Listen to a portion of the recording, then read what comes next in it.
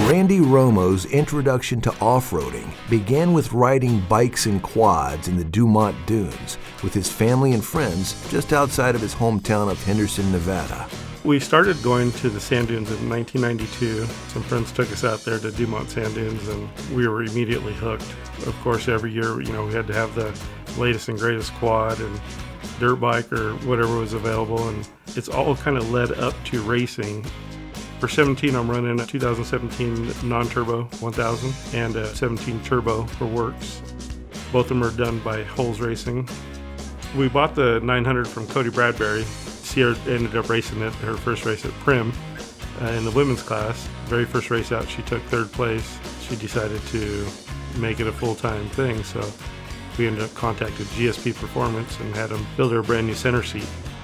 Watching her race out there, I was a little jealous, so I said, let's go ahead and build another car for me. And then the wife got into it, and she's like, well, if you guys are out there racing, I want to have some of the fun too. So we ended up having Pete build us another car. I had been wanting to race with them the whole time, and it was kind of fun. I kind of felt left out when they'd come off the track and they're like, oh, we hit this jump and then this turn in the back, and you weren't in the conversation, and I knew I could do it, but they both did not want me to race because they're like, you're the mom, like we need to know where you are all the time. And so finally I was like, okay, well, if I get a car and I promise not to jump and I won't go fast, can I do it? And they're like, yeah, that's fine. So then my first race, I get out there and they have pictures of me jumping and going fast. The funnest part is just all of us being together. I mean, our daughter, our friends, everything just as one unit. So everything we do is as a family.